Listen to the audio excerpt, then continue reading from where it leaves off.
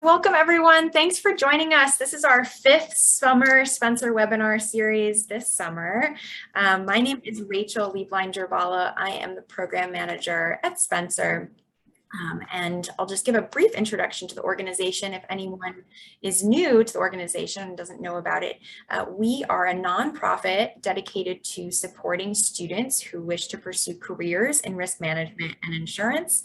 And we do that through scholarships, through internship grants, and through grants to universities and other organizations for experiential learning opportunities, and also for risk management and insurance program and curriculum development.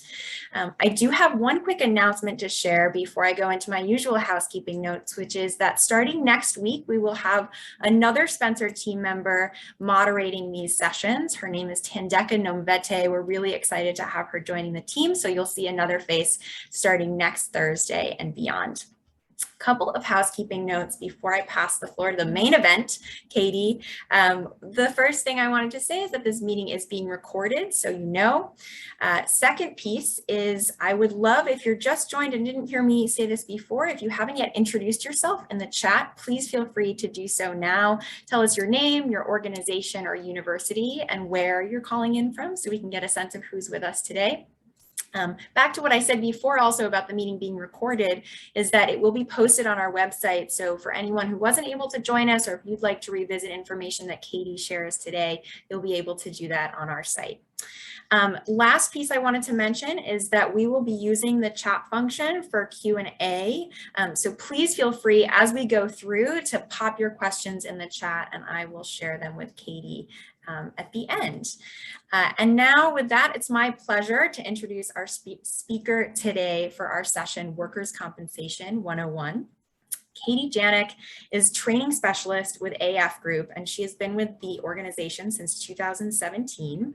Katie has over 10 years of experience between both specializing in workers' compensation claims and corporate training.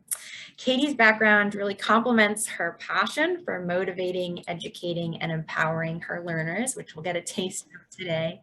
And lastly, I want to share that Katie holds a Bachelor of Arts in Psychology with a focus on business from the University of Wisconsin-Whitewater. And with that, Katie, I'm going to pass the floor over to you. Thank you so much for being here. Wonderful. Thank you so much, Rachel. Appreciate that. And hello to all of you. Love seeing that we have quite the representation across the nation here today on the call. So appreciate that. Awesome.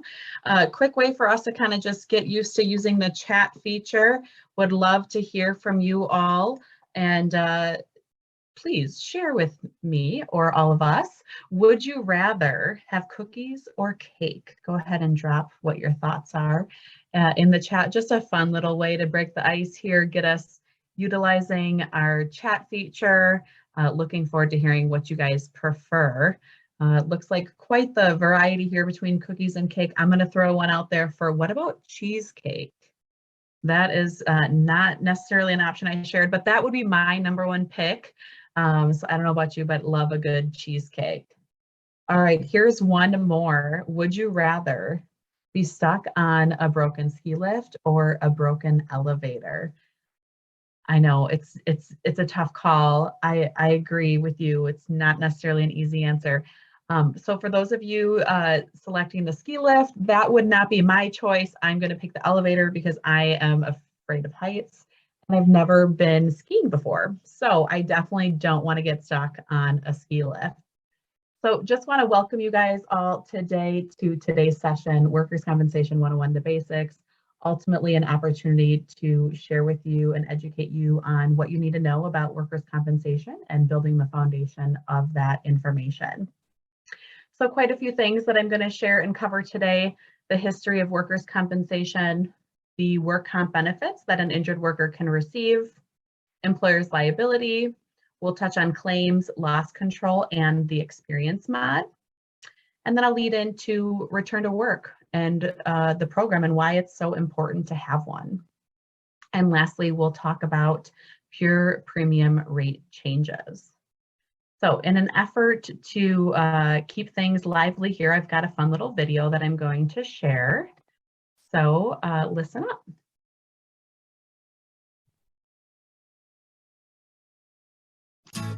Hi there. Since you're watching this video, we're guessing you're interested in knowing what workers' compensation is all about. Well, you're certainly not alone. Work comp isn't something people think about very often, and when they do, they likely have more questions than answers. Over the next few minutes, we're going to provide you with a brief history of work comp to help you understand why it's needed. Workers' compensation is insurance that provides protection for employers and employees. The concept actually began hundreds of years ago with pirates. That's right, pirates. Like, arr, that kind.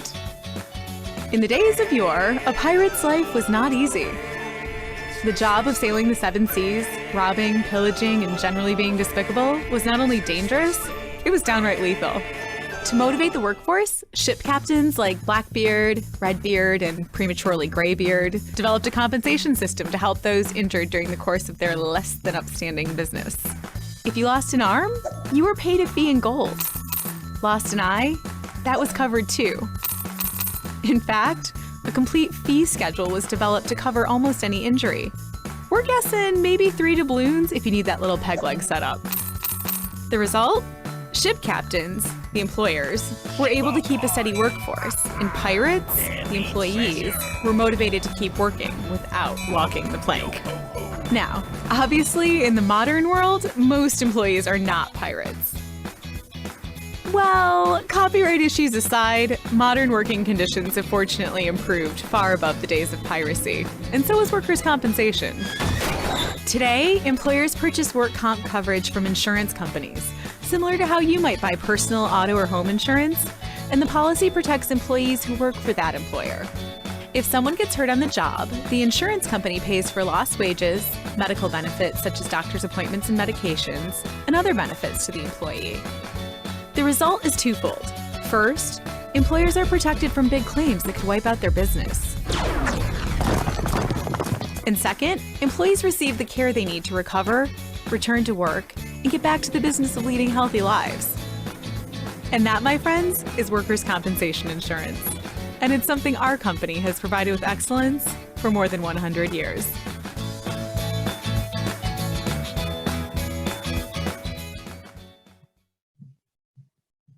Wonderful. Well, I hope you guys enjoyed that. And just a fun little way to show you the foundation of workers' compensation.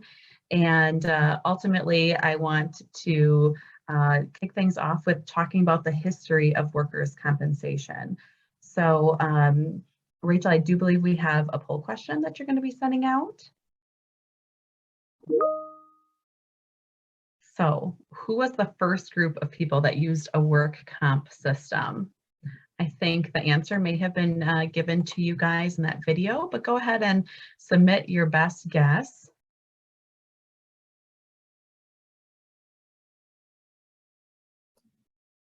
Give it 10 more seconds.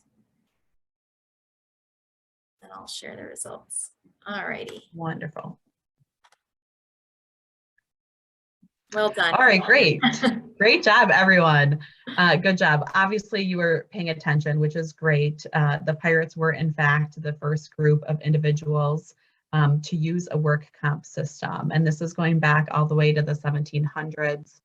And it was a really dangerous job, obviously, working on the ships. As you saw in the video, often we know about people losing an eye or a hand or a peg leg from losing a leg. This is the history of what we learned about. But ultimately, things started to progress. We moved into the 1800s. Would love to hear from you guys in the chat. This was the time of the Industrial Revolution. Can you think of any of the work that was happening during that time? And go ahead and drop that in the chat.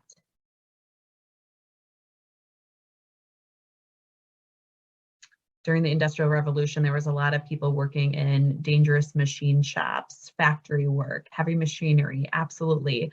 Oftentimes you would probably see children working in dangerous work settings. As you can imagine, there was lots of injuries that were happening, and there just wasn't the type of safety guidelines in place to influence those to have a safe work environment. As we continued on, there was a significant transformation that started to happen. One big event in particular was in 1911. It was the Triangle Shirtwaist tragedy. I'm just going to give a little high-level overview, but I definitely encourage you to look up the full story on this later. But the Triangle Shirtwaist tragedy, unfortunately, was something that impacted a lot of change to happen in relation to workers' compensation. So there was this business located on the top floor of a very tall building in downtown New York City. The owners of the building didn't take care of the building. Safety was definitely not a priority. The fire exits were locked in fear of employees taking too many breaks. And out of the 2 elevators, only one was working. That building caught fire. And a lot of people lost their lives that day. In fact, 146 people lost their lives that day. The only positive thing that happened out of that event was that it caught the attention of the government, and essentially people started to make change. And that is the transformation that eventually led to where workers' compensation is today. And so what is and where is workers' compensation today? So as you can see on the slide here, workers' compensation today balances the goals of both the employer and the employee. The employer is protected from litigation, and the employee is provided the workers' compensation benefits in the event an injury or accident occurs. So today in the world, workers' compensation ultimately is provided to those injured workers and those employees of those employers. And all in the US is a patchwork for individual state laws. So all of these different states essentially either provide workers' compensation coverage, or the employers have to seek this coverage from carriers like Accident Fund. All of these goals, though, are the same. They want to pay for medical services, they want to pay adequate benefits, and they want to, eliminate any delay and costs for that injured worker and any litigation. Ultimately, this is why we promote, work comp and partnering with OSHA to all maintain those same standards so that accidents like the Triangle Shirtwaist tragedy don't happen or don't occur. So as you can see on the state map, ultimately work comp promotes industrial safety, and this is why it's so important, for that partnership. So when we're thinking about the different states, depending upon what state you're doing business in, your choice in work comp coverage can vary. So some states have private carriers that sell work comp. These are the gray states on the map. An example is Michigan.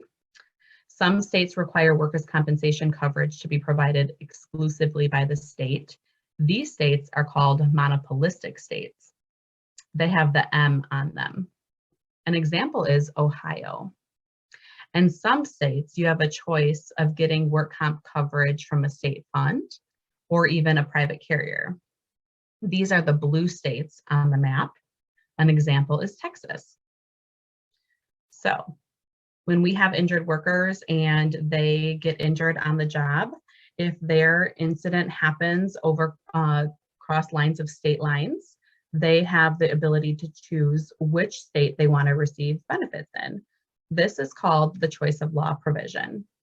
Ultimately, an injured worker, for example, myself, I live in Wisconsin, my headquarters are in Michigan, and let's just say that I'm traveling out to California teaching a class and I get injured while I'm there. Ultimately, I have the ability to choose which 3 states I would want to select my benefits for. In most cases, injured workers are going to select the state that offers the best benefits. I guess I would want to do that too. So, workers' compensation benefits. Does anybody have an idea of which 4 benefits are provided to an injured worker? Go ahead and drop those in the chat. Maybe just submit your best guess on what those might be if you recall from the video. Otherwise, I am going to go over those for us all today. So with that being said, these are the 4 main work comp benefits that are essentially offered to an injured worker when they're injured on the job. And the first one being the medical benefits These range anywhere from the emergency room all the way to medications.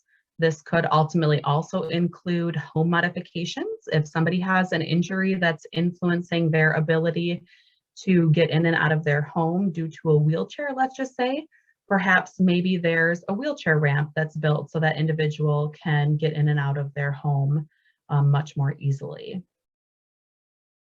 The second benefit is the disability or indemnity benefits, or also called lost time benefits. These are the four main benefits that somebody might receive from a financial standpoint. That first one is temporary total disability, TTD. Temporary total disability is given to an injured worker when they are temporarily totally disabled and are unable to do the job that they had while they were injured. Where temporary partial disability is when somebody has been injured and their doctor has given them some restrictions. So they might return to work and maybe there's no lifting over 10 pounds or 15 pounds, or if they injured their right arm, no use of the right arm, and therefore they're temporarily partially disabled. They're able to work a little bit. The third one there, permanent partial disability, paired with MMI, which represents maximum medical improvement. Permanent partial disability is essentially a payout that is given to an injured worker when they've reached maximum medical improvement. When a doctor has identified that an injured worker can no longer make progress in their recovery, essentially they have reached maximum medical improvement and the doctor is stating that they have a permanent partial disability, let's just say to their right shoulder.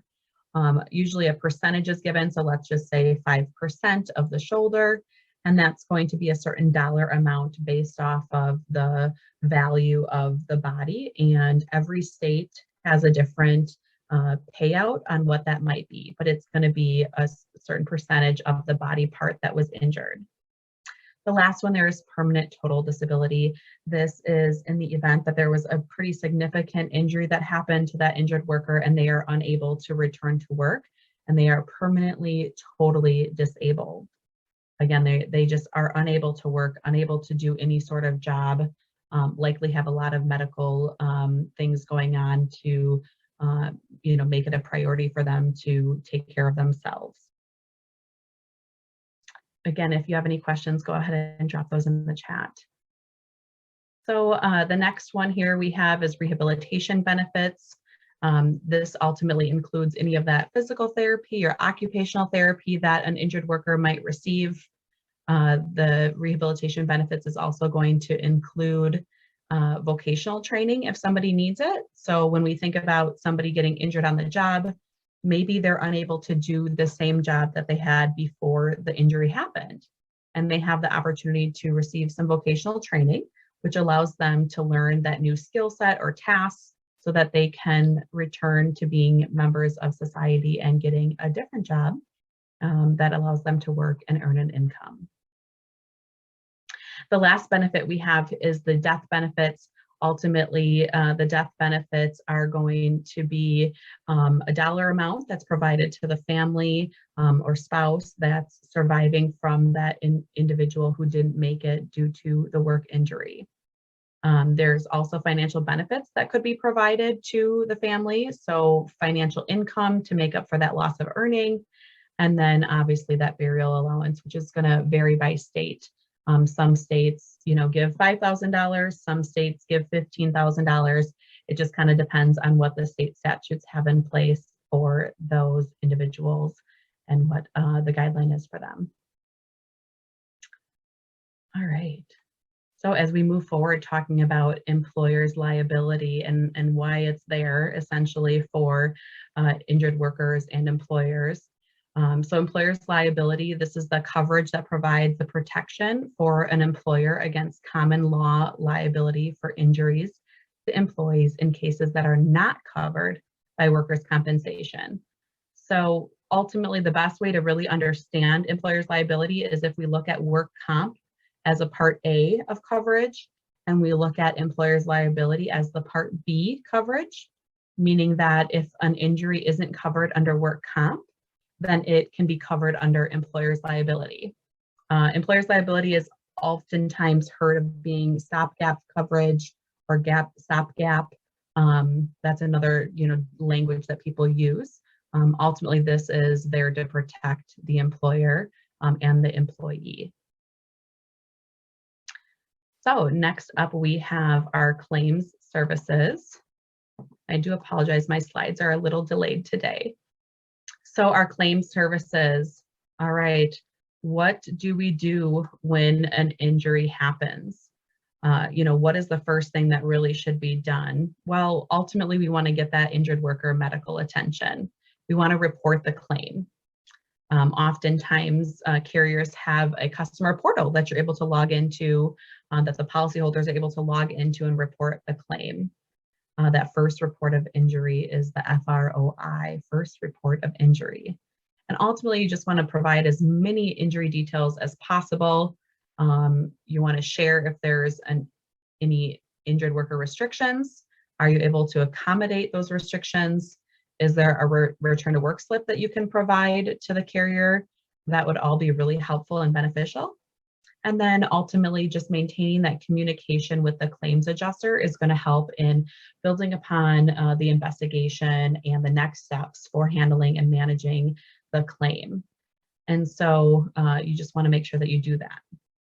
When we think about workers' compensation claims, ultimately, we also want to think about the lag time that's driving those claim costs.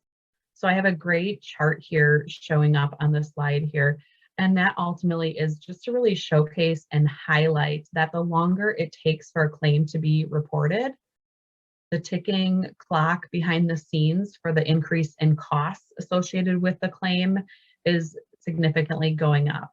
So when you think about what injured workers are doing when they're at home waiting to be taken care of from the insurance carrier, well, they're probably watching daytime television and seeing those commercials of that attorney that wants to help them get their money, right? And we've all heard those commercials before. A common one here in our area is like one call, that's all. And ultimately, the injured worker is listening to the commercial and they want to get attorney representation. And so when you think about the claim costs going up, they're pretty significant.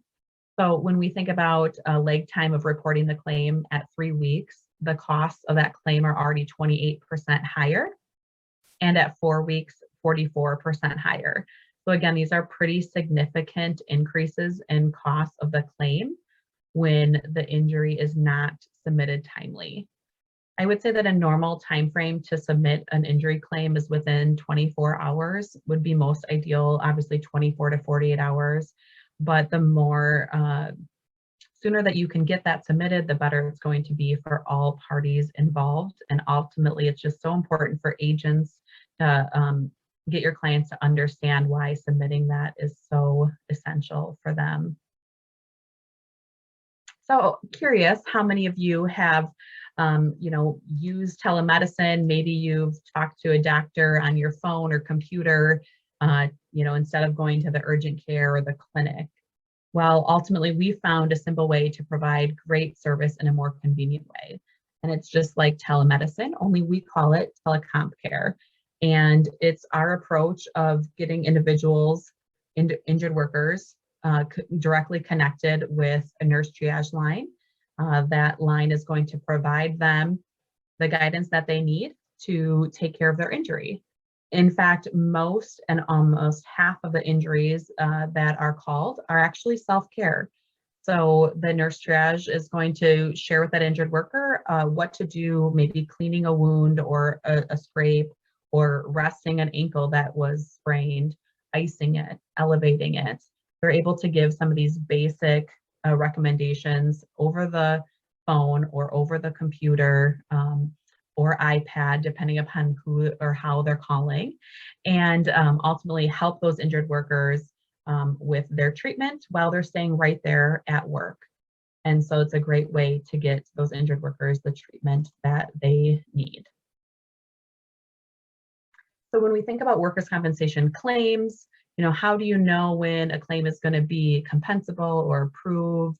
Well, ultimately, there's a couple different criteria that need to be met in order for that claim to be compensable. One of them needs to be that it's accidental, right? The second being that it's arising out of employment. And ultimately, this is basically the cause of the injury. This is related to the activities that that injured worker is doing, and that those activities are directly connected to that injured worker's job or employment, their tasks. Where the second criteria that we have is in the course of employment. And this is directly related to the time and place in which the injury occurs. Ultimately, are they on the place of premise? Are they at a approved job site location? Are they where they're supposed to be when the injury happened? Have they clocked in for the day? Is it during normal hours? Whatever the case might be, it's going to be directly related to the time and place in which the injury happened. All right, so we've got workers' compensation reserves. So what are the reserves? Well, ultimately, the reserves are the amount of money needed for claim payments to be made. This is the amount of money that's ultimately being set aside to be paid at a later date. So ultimately, these reserves are set at a time for anywhere between 7 to 14 days. All carriers have a different time frame in which they use and leverage for setting those reserves, but ultimately it's an opportunity to have the carrier set aside money so that when the bills come in for that claim, they can pay those bills. And I do believe, Rachel, that we have a poll question that's ready to get sent out. So yes, which item below or items would be included in a work comp reserve?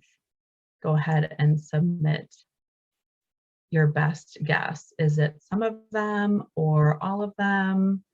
What do you think?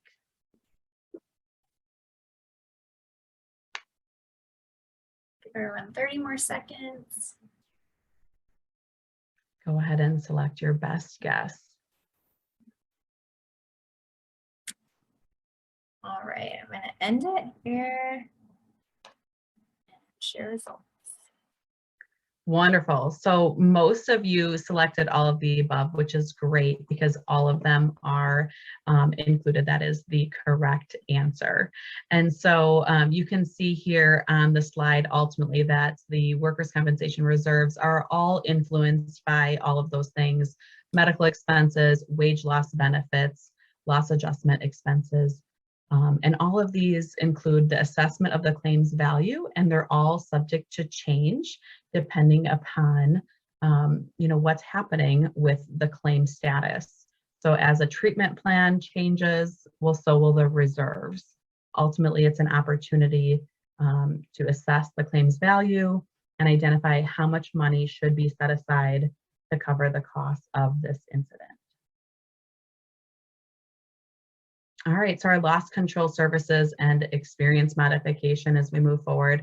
I would love for all of you to take a moment and put on your loss control hat and take a look at the picture and identify if you can see, what's wrong with this picture. Are there any, unsafe things that you might be seeing? Are there any potential hazards in this picture? Go ahead and share in the chat what you might be seeing on the screen there that isn't necessarily creating a safe environment for the employees of this facility. Absolutely, the boxes are stacked too high. They're not orderly. They do definitely look like they're about to fall. I definitely wouldn't want to be working in this warehouse, that's for sure. One of the other things that I always like to point out about this image is that if for whatever reason there would be a fire with the sprinkler system, would it be able to work properly with the items being stacked so high? It doesn't appear like there's aisles, knowing if there's somebody coming around the corner. All of these things are reasons why it's important to have a safe working environment. What about this image? Anybody see anything here that's a little bit out of the ordinary as far as this employee and what he's doing there? Yeah, I don't really see any PPE. Great job, Erin and Ryan. Absolutely. And I think number one rule is don't sit on top of the ladder. Is this individual a maintenance worker? Is he within the scope of his employment? Is he supposed to be doing that? Is the electrical turned off? These are all things that are just ultimately assessing the work environment, things for us to think about. And ultimately, that is what loss control does for us. They are here to help support and partner with policyholders to assist them in the development of the organization's safety program, and ultimately creating a safety culture and keeping that top of mind so that their employees can stay safe. That is the main goal for anybody. We all want everybody to return home at the end of the day. So what is experience rating? Ultimately, experience rating is a way of tailoring the cost of insurance to the unique characteristics of a business. The experience mod was created to encourage a business to have a safe work environment. And by doing that, it's going to impact the financials of an organization. And when we think about if a business ultimately has a priority for safety or not, these are one of the main reasons why we want policyholders to partner with loss control, because experience mod goes hand in hand with that loss control relationship. Because if a business is preventative and has a safety culture, then they will likely have fewer accidents. And this leads to an experience mod credit. And on the flip side, if a business doesn't partner with loss control and doesn't care about having a safety culture, they will more than likely have more accidents, which leads to an experience mod debit. All right, so let's look at that a little bit further. We've got restaurant A and restaurant B. What we don't always realize is that loss control and that experience mod ultimately is creating a competitive advantage. So let's look at that a little bit deeper. This is an important piece that not all agents realize and don't necessarily convey to their clients. A business that creates a culture of safety could have a better EMOD, and that will directly impact their bottom line financially. This can be used as a competitive advantage when comparing like businesses, as you can see on the slide, restaurant A and restaurant B. So let's simplify this. The experience mod for a business is similar to a credit score for a person. If you pay your bills on time and have a good credit history, you will have a better credit score. And if you don't pay your bills on time and have a poor credit history, you would likely have a lower credit score. Same goes for an experience mod. The safer a business is, the more likely the business is to have an experience mod credit. Looking at our image on the slide, restaurant A has an EMOD debit, which represents their lack of a safety culture, and restaurant B shows a commitment to safety, and that is proven, as you can see, the EMOD credit. So ultimately, restaurant B is going to pay significantly less in premium for their work comp insurance coverage. I just really love this analogy. It's a really great way for us to connect that credit score analogy to what it's like for an EMOD for a business. All right, so as we move forward and we start to talk and look at return to work programs and why it's so important to have a return to work program, I'm really excited to share with you this next slide, because this really just influences why it's so important to have a return to work program. So as you can see there on the slide, at 12 weeks, it's 50% chance that an employee is going to return to work after having an injury. So the longer they're off of work, the harder it is to get them back to work. So if we look at 6 months, the chance drops to 20%.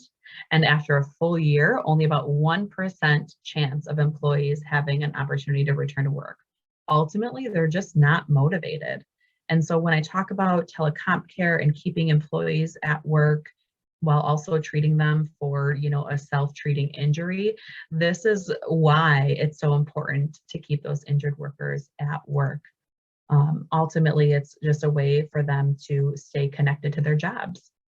So how to avoid the statistics like we just saw is ultimately by getting your clients to understand the importance of having a return to work program and offering employees, whether it's transitional work, modified work, reduced hours, or even job sharing.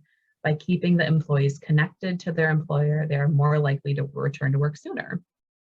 Again, all of these things are connected to taking care of that injured worker and keeping them active and connected to their employment relationship.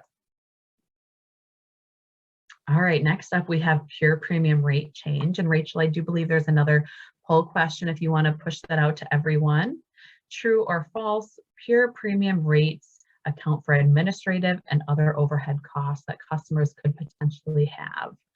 Go ahead and submit your best guess answer. We all have a 50-50% chance of getting that right.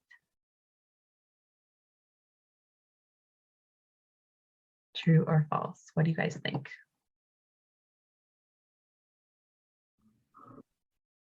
Ten more seconds. Thank you, Rachel. Of course. Alrighty, the majority of folks are in. Here we go. Wonderful. So it's kind of almost half and half, just shy of that. 56% selected false. It is false is the correct answer. Pure premium rates do not account for admin costs. They actually account for the losses your client can expect to pay for adjusting and settling those workers' compensation claims. So, all right. So every state has a rating bureau who determines the average rates to cover those workers' compensation losses by class of business. So each year, these rating bureaus, they establish a loss cost for each class code. And this is based on the payroll and the loss information that's reported to them by the insurance companies. So this loss cost, or this premium rate, pure premium rate, is the amount needed to pay for adjusting and settling those workers' compensation claims for each of the different class codes. So the insurance company then applies a loss cost multiplier to cover their expenses and their profits. Okay. So with a substantial decrease in pure premium rates, expected losses will decrease, but actual losses typically stay the same, resulting in a negative effect on your client's experience modification factor. This can lead to an increased experience mod, and in turn, this can negatively impact that pure premium rate change for the customer. So, as the agent, what can you do to help your clients offset these charges? Well, you can help your clients reduce their experience mod by implementing an early return to work program to reduce injury costs. You can assist your customers in creating a safe work environment to prevent those workplace injuries and losses. You can help your customers in developing and maintaining good hiring practices, including training for specific job tasks.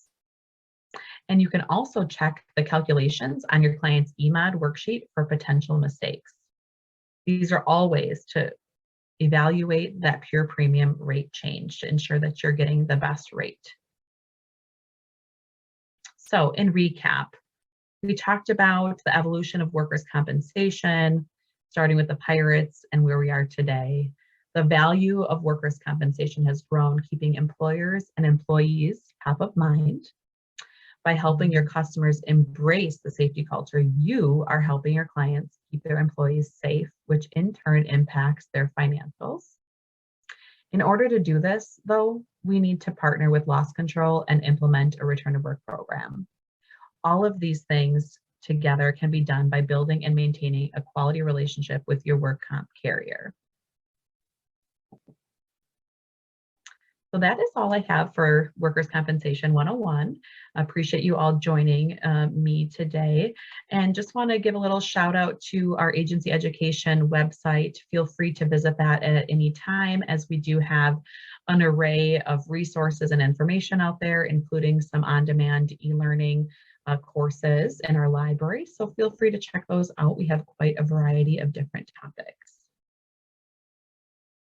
and happy to answer any questions. Just want to say thank you so much for joining me and for your participation today. Really appreciate you guys being here.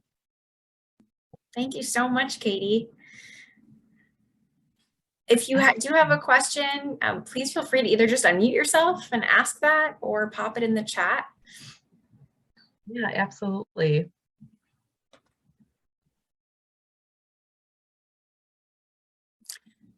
You are so welcome, Ryan and Samir. Thank you. And Garrett.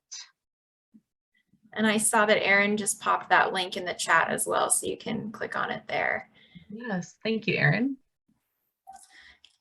Katie, I have a broader question, if you don't mind me asking. I think in a lot of these sessions we're talking a lot about career trajectories and how folks get to where they are today. And I'm curious how you landed in the workers' comp fields and in training, if you wouldn't mind telling us a little bit about your trajectory. Yeah, absolutely, Rachel. Thank you. I guess I've never really on the fly given that answer. I'm so sorry. I didn't give Katie any warning. Oh, no, that's okay. But I do, the reality that we all think of, like, what's your little spiel, right? Well, to be honest with you all, I went to school and I thought I was going to be, a licensed counselor one day. And I just realized that that wasn't for me. But essentially, I love working with people. I love helping people. I love training and coaching. And I spent about 5 years in nonprofit supervising a training program, and kind of shifted gears to the insurance world. And it just so happened to be workers' compensation insurance. And so I, learned about handling claims and all of that, and truly just knew that I had to follow my passion and drive for what I genuinely love to do. And that is how I got so lucky to be in the position that I am now and today. I honestly, I put myself out there and I reached out to the team and I said, if there's ever an open position, can you let me know? And little did we know that, 6 months later, that there was going to be somebody moving positions, and that was going to allow an opportunity for me to apply. And that's how I landed here today. And so really, truly, I have merged, like you heard in my bio, merged my background in training and nonprofit and my background in handling claims and work comp to being able to teach about this stuff today to our agent partners and insurance professionals, and just an opportunity to educate others to know more about, the tools that are in their toolbox that they're talking about in their roles and in the insurance industry in general. So it's not always a direct journey where we land, but appreciating the things that we've learned along the way is truly what makes it most impactful on what we're doing as we continue in our careers. Thanks for sharing. That's awesome. I love hearing how people land where they are, and also you're a prime example of how many different opportunities there are within the insurance industry. So regardless of your interests, you can find a place where you will be happy. Yeah, absolutely. That's great. Yeah, thanks so much, Rachel. Of course. Maybe we'll leave the floor open for just a couple more seconds if any last minute questions have come in or have come up rather. Alrighty. Well, with that, Katie, thank you so much for being here and for sharing this information. Again, this will be posted on our website, so you can revisit any of the information that Katie shared today, or if you had a friend who wasn't able to join us, you can direct them that way as well. I do want to make an announcement that we will be coming together next Thursday, so not Wednesday, next Thursday at 1 p.m. Eastern time for another session on the Internet of Things, Disruptive Today, Essential to Tomorrow, with Navenka Matinet and Matt Sheave of HSB Insurance. Should be a really cool session. We'll be talking about Internet of Things, how it's disrupting the insurance industry, and how also sensor technology is becoming imperative to industry success. So we hope you'll join us for that. And with that, thanks again, Katie, and thank you all for joining us. I hope you have a great rest of your day.